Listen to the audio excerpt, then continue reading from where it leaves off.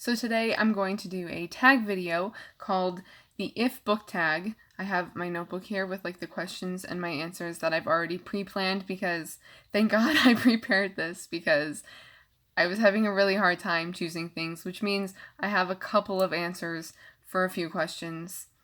And yeah, this was created by Summer from Seasons Readings.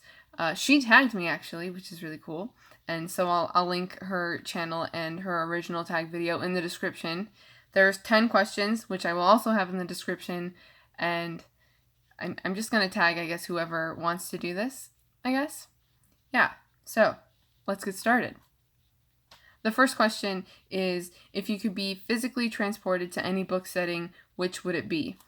And I know that this is like a really cliche, generic answer, but I'm gonna have to say the Wizarding World of Harry Potter because I was trying to think of something else like a little bit more creative, but I haven't read that many other like fantasy books or other books that have a sort of fantasy world, which is what I would prefer. If I could be physically transported into another world, it would probably be a fantasy world. But other ones that I'm familiar with or semi-familiar with aren't like, they don't have like a strict rules, I guess. Like I know what I'm getting into if I go to the Wizarding World of Harry Potter. But like Wonderland or Neverland, like there's just like this sense of uncertainty I get when I like think about those places. And then I don't know as much about Narnia, so I can't really say Narnia. So I'm going to say the Wizarding World of Harry Potter. So the second question is, if you could play Cards Against Humanity with any character, who would it be? And I chose Magnus Bane from the Shadowhunter books. This is the Bane Chronicles. I just feel like it would be really funny because he would be sassy, but also really serious. Like, I actually have never played Cards Against Humanity, but I'm pretty sure it's like a really adult, R-rated apples to apples. I'm pretty sure. And I feel like no matter what he put down, he would like be serious about it. I believe this, but it would also be like really funny and sassy. That's just what I think of. I think it would be a great time. The third question is, if you could go to dinner with any book character, who would it be? And this one is one that I have a couple of answers for, especially because my first option, I don't really know if I'm as familiar with the character as I think I am, and that's Benjamin Braddock from The Graduate. I haven't actually read this book. I tried starting it once, but I have the movie, and I've seen the movie like countless times. It's one of my favorites. And so I know this character of Benjamin Braddock really well. Sorry, there's some glare from my lights, but I know this character really well. I just don't know if it's like an accurate portrayal in terms of an adaptation of the book character. But I have tried reading it before, except it was like right after I watched the movie, and literally all I was picturing was just like Dustin Hoffman sitting in his room with a fish tank behind him, and I couldn't get past like the first, oh look, a bookmark. I couldn't get past the first 10 pages because it was just exactly like the movie, which I know it would be because I've learned from like interviews with the director and the script writers and stuff that they basically just took the dialogue like word for word from the book, so I know it's going to be really similar. I don't think I'm going to be able to read this book without picturing the movie, but Benjamin Braddock is the first answer for this question because he's one of the characters that I just like relate to a lot. Yeah, but like a good dinner. Like not the way he treats Elaine when he first goes out with her. Like there's like, they basically have two parts to their date. There's like the first part where he's just trying to be like really rude because he's like having an affair with her mother. And then when he decides to actually be a nice person and he doesn't care anymore. And that's what I would just like want to do with Benjamin, is just like go out to dinner and just like not give a care. That's what we would do. Other character that I chose is Esther Greenwood from The Bell Jar by Sylvia Plath, because this is my favorite book, and one of the reasons why it's my favorite book is because Esther Greenwood is the character that I relate to the most in like any book I've ever read, despite never having, like, I guess a little bit of a disclaimer here, like I've never been depressed or like clinically depressed or had suicidal thoughts or done suicidal actions. Yeah, but Esther Greenwood is the character that I relate to the most, that I've connected with the most in all the books I've ever read, and I think it would be really interesting to like be able to see how much we really are alike. And I mean, Esther Greenwood is basically Sylvia Plath. Basically, I would just like to have dinner with Sylvia Plath, I guess. Number 4 is, if you could have any character's bedroom, whose would you choose? And I chose Luna Lovegood from Harry Potter. And I have this exclusive, what is it, like summer convention exclusive Funko Pop. Yeah, I love it. Luna is one of my favorite characters from the Harry Potter series, and I would just really like her bedroom. Although, like, I'm kind of picturing it from the movie, but also I just know that she would have this, like, whimsical airiness to it, to her room. And I feel like there would also be some impracticalities. As long as nothing is gonna blow up, I think I'm okay. As long as there's no, like, safety hazards, I'm good. Is, if you could kill off one book character, who would it be?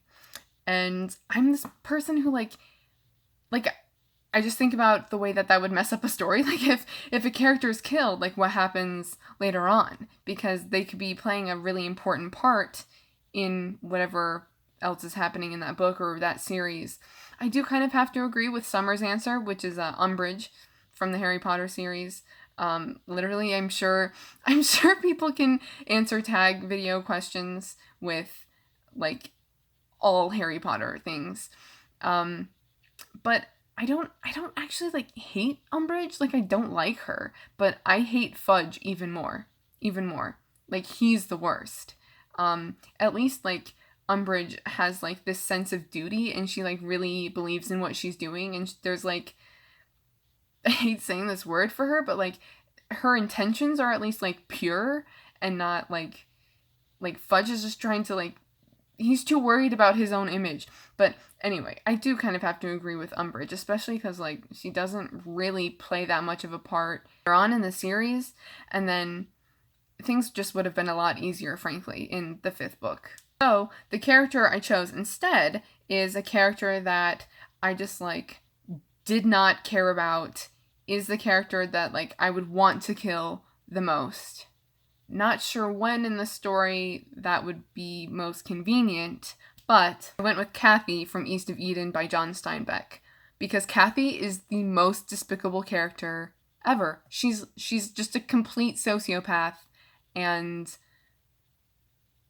I don't know. Like, you really have to read the book to understand. I think anyone who reads East of Eden just knows what I'm talking about. They're like, yes, Kathy, she's despicable. She's, like, I don't even know, like, when would she be killed? When would I want her to be killed off, so to speak?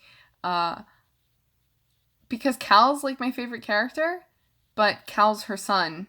Spoiler. Is that a spoiler? I don't really know. Cal's my favorite. So maybe she can just, like, die in a brothel because she's, like, the, what's the word? I don't know. I can't think of it, but she's, like, the head of a brothel, basically, and maybe she can just, like, die from a sexually transmitted disease at one point. Because, like, in a room, alone, no one's around her, because that's what she's done. She doesn't care about anybody, and so of course she's gonna die alone. And just, like, suffer. That's so terrible. Kathy. She'll get what she's put upon others, which is pain and suffering. Kathy. Number 6 is, if you could suddenly possess the power of any book character, what ability would you choose? And I wrote Dumbledore's abilities, ? Because I don't really read anything where, like, a person has an individual power. It's just like, they're wizards, they're vampires, they're werewolves, they're shadow hunters. Like, there's not necessarily, like, a specific ability that a person has. They're just kind of like a group of people. So I would like to be a wizard, or a witch, and have Dumbledore's abilities because he's really powerful, basically. 7 is if you were stuck on a desert island with only one book, what book would it be? And this was probably the easiest question for me to answer. And my answer is The Forgotten Garden by Kate Morton. This is one of my favorite books. It was my favorite book, actually. Her first book, The House at Riverton, and this is her second book. They were tied, as number 1 because they're by the same author, so I just, grouped them together as my favorite book. And The Bell Jar was number 2, and then I think about The Bell Jar, every day, and I officially, switched it as number 1, and then the Kate Morton books as number 2. I'm really weird with, my favorites have to be specific, and they're, really set in stone. That's just the way that I think of them. And, my favorite book or my favorite movie, in order for those to change, something is, really gonna have to blow me away or, really connect with me. So The Forgotten Garden I chose because it's a pretty long book, especially compared to The Bell Jar, which is only over 200 pages. This is over 500 pages. But not only is this a full novel, there's fairy tales within the book because one of the characters writes fairy tales. So it's kind of the thing where it's if I'm stuck on a desert island, I could read from The Forgotten Garden, or I could just read one of the fairy tales. Number 8 is if you could have any author write a book for you or about you, who would it be? And this is another one that I have a couple of answers for that aren't even, I don't even know for sure, because I chose Maggie Stiefvater and Laini Taylor. These are books that I have not read. I've read the prologue of The Raven Boys, and I've read the first, I think, 2 chapters of the Daughter of Smoke and Bone book here, which is the first in a trilogy. This is the first in what's called the cycle. It's 4 books.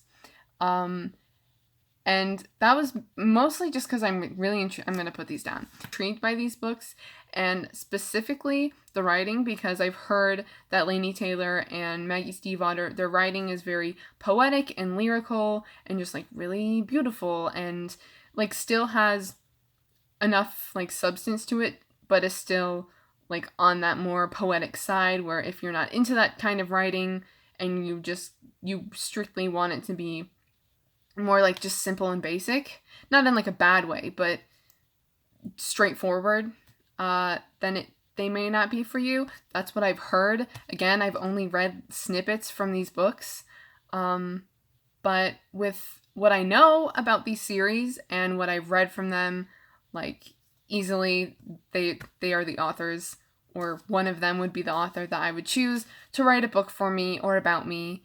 I would want it to be a fictional book, because of course they write awesome worlds, and Laini Taylor is constantly praised. People on BookTube are always how does she come up with this stuff? And so I would like something like that, it to be a fictional book where the main character is based on me, basically.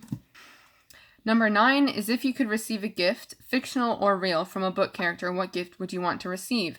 And I was oh my gosh, I have to choose something fictional, because obviously if I could have the chance to get something from a fictional world, then that would be really awesome. But then I thought of a more meaningful answer, and that is a mixtape from Charlie from The Perks of Being a Wallflower.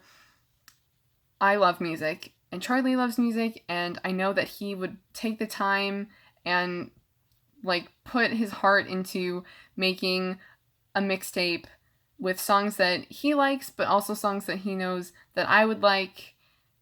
And I love music, and it would just be so cute and great. And yeah, maybe not a mixtape though. Maybe a CD, or maybe a playlist, a Spotify playlist or something. Just a playlist for Bailey, that kind of thing. Especially because then it could be infinite. There wouldn't be a strict number of songs or amount of time that could be taken up with a tape or a CD. The last question is, if you could go to a concert with any book character, who would you go with, and what concert would it be? and this is another one that I have a couple of answers for, because I don't really think there's that many characters where like music is such a present part of that character or their personality. So once I thought of this one, I was like, well, I have to go with this one, but I'm going to tell you my other possible answer anyway afterwards. So what I would choose is Simon from the Mortal Instruments series or the Shadowhunter books. Simon, we would go to Warped Tour and it would be awesome. And afterwards, we could go to like In-N-Out or The Habit or something else and just have like burgers and fries and a shake. And he loves bands and he's in a band and I love bands, and we would go to Warped Tour, and it would be a plan, and I wouldn't have to worry. Spoiler alert here, he's a vampire, but he, like, drank Jace's blood, which has, like, pure angel blood, so I wouldn't have to worry about Simon in the daylight. Maybe he'd even wear sunscreen. Do vampires wear sunscreen? I don't know, but I wouldn't have to worry about him. We could be out in the sun all day, listening to music, watching the bands play, and like we'd have so many options for bands. Which band do you want to watch? I don't know. Which band do you want to watch? If they're on at the same time, clearly. Yeah. Simon, we would have a great time at Warped Tour. And the other answer I thought of is another character from The Perks of Being a Wallflower, Sam or Samantha, just because I feel like maybe I'm being influenced a bit more by the film adaptation, but I feel like she's like she just has a great personality that I would want to go to a concert with her. But then I had a hard time figuring out what concert. And like right now, my answer for any concert that I could go to would be EXO. I would want to go to their concert, but I don't necessarily know if that's like if that's like what she would be into. But I still think that if we were like friends, she'd be open enough to like go with me, and we would have a great time. I just also don't really see her. I don't know if I see her at like a huge stadium with like a light stick that says EXO. But I feel like she would still go with me. I wrote down a couple other bands that I've listened to that would be like more her taste, I feel like. So I wrote down The Maine, which is one of my favorite bands, and they're more alternative, but they also kind of have like distinct sounds for each of their albums. My favorite album of theirs is called Forever Halloween, which has more of a classic rock feel to it. Every time I listen to that album, my mom goes, "This sounds like Pink Floyd. Is this Pink Floyd?" And I'm like, "Mom, no, it's The Maine. How many times am I going to tell you?" I feel like she would like The Maine. Probably more of their recent stuff, like their last 3 albums. They have 6 albums. So like Forever Halloween, American Candy, and Lovely Little Lonely. I think she would like those the most. And then I also wrote down The Strokes because I just feel like she would like The Strokes. And that's it. And that's the tag. And I know that I like thoroughly explain my reasoning for every answer, but it's just kind of the way I do things. I have to give you full context of why I chose this. If you want to answer the questions in a comment, feel free to do that too, and I will see you in my next video. Bye!